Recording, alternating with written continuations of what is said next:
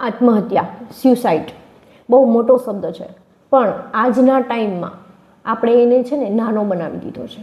કેમ કે કોઈ પણ નાની વાત હોય ને આપણે તરત જ મોટું પગલું ભરી લઈએ છીએ. બસ હવે કોઈ જ રસ્તો નથી, આનું કોઈ સોલ્યુશન નથી, કશું જ નથી થવાનું, મારી લાઈફ ખરાબ થઈ ગઈ છે. આવા ઘણા બધા વિચાર આપણા મગજમાં આવે છે અને આપણે છે ને ફટ લઈને આત્મહત્યા કરી લઈએ છીએ, સુસાઇડ કરી લઈએ છીએ.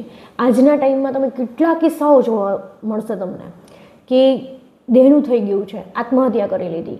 ઘરમાં નાનો મોટો કોઈ ઝઘડો થયો છે, આત્મહત્યા કરી લીધી. પતિ પત્નીને બનતું નથી, આત્મહત્યા કરી લીધી.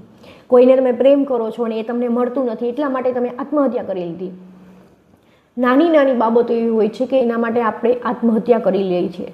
નાની બાબત એટલા માટે છે કે આપણા લાઈફમાં જે પ્રોબ્લેમ છે ને એ આપણી લાઈફથી મોટી નથી. જી હા મિત્રો, ગમે એવી તકલીફ હોય, તકલીફ બધાની લાઈફમાં હોય છે. કોઈની લાઈફ એકદમ પરફેક્ટ ચાલતી જ નથી.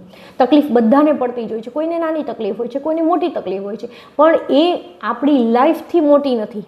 ઈશ્વરે આપણને જીવવા માટે મોકલ્યા છે, આપણને મરવાનો કોઈ અધિકાર જ નથી. અને છતાં પણ આપણે આત્મહત્યા કરી લઈએ છીએ. આપણને એવું લાગે છે કે આત્મહત્યા કરી લ્યો એટલે છુટકારો મળી જાય છે. બધી વસ્તુ, બધી જે પ્રોબ્લેમ છે ને આપણી લાઈફમાં ચાલી રહી છે ને એનું સોલ્યુશન મળી જાય છે. આત્મહત્યા એ વસ્તુનું સોલ્યુશન છે, આપણે એવું વિચારીએ છીએ.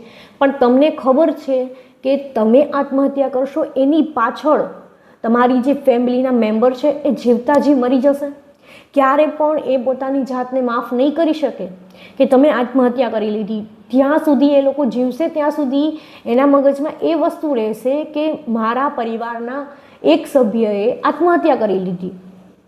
આપણે મરીએ છીએ ને પાછળ કેટલા લોકોને જીવતા જી મારી નાખીએ છીએ. એટલે લાઈફમાં કોઈ પણ પ્રોબ્લેમ હોય ને બધી જ વસ્તુનું સોલ્યુશન છે.